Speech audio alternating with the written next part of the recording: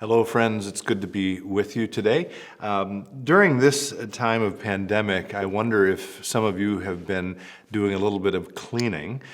My wife, Amy, and I certainly have at home. Our garage is filled with stuff that we can't wait to take to Goodwill or to the dump. I've talked to a whole lot of other people who also say their garages are starting to look like disaster zones. Maybe that's the case for you. Before I taped this episode, I was actually doing a little bit of spring cleaning in my office as well. And one of the things I found there was this legal pad with my hand-drawn version of what became our current strategic plan.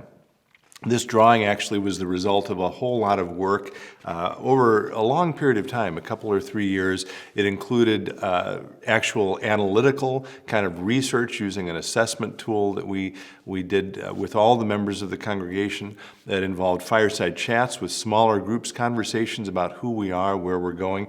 It involved a lot of conversations with community leaders, actually, to talk about what are the needs of the community and how can a church be responsive to those needs. This hand-drawn strategic plan eventually turned into this much prettier version of it. We'll try to include a link to the video that includes the PDF of this plan. But what I wanted to reflect on just briefly today, given that so much has changed in our world over the last couple of months, is I just wanted to reinforce the fact that I believe that strategic plan that we developed and worked so hard to develop a few years ago is still valid. It still works. It's still meaningful. It still speaks to us even during this time of pandemic. There are 3 parts of it that are really intended, I guess, to be evergreen, that really won't change. That includes our mission statement: reach out, proclaim, inspire. That's been our mission statement for a long time, and it's very biblical. It's based on the story of St. Philip the Deacon, and that's not going to change. The plan also includes our core values. When we established or developed or articulated those core values, those were intended also to be evergreen, to remain constant. And so there's nothing about those that are going to change.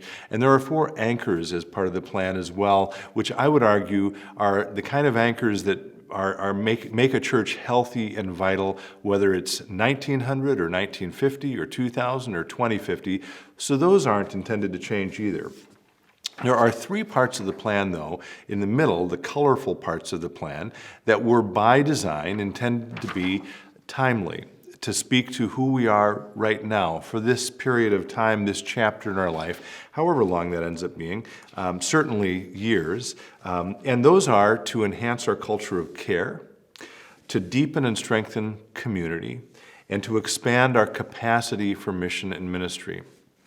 And again, even though a lot has changed over the last few weeks, I want to suggest and argue that those core priorities for us remain in force. They're still important, they're still significant, they're still meaningful. We're still about the business of caring for one another and God's world. That's the care one. We're still absolutely focused on deepening and strengthening community. The next issue of our magazine, Inspire, actually will focus on what it means to be a place that builds community. And we're still absolutely interested in expanding our capacity, our ability to spread God's love more fully. This past Sunday was Good Shepherd Sunday. We read the 23rd Psalm and we heard Jesus talk about how he is our good shepherd. What that means in part is that Jesus goes out ahead of us, goes out ahead of us and brings us into a hope-filled future. Here at St. Philip the Deacon, one of the ways we are trying to live into that future is through this plan. And I just want to say today, I'm glad we have it, and I hope you'll follow us into the future together. As always, thanks for listening. Be well, stay in touch, and God bless.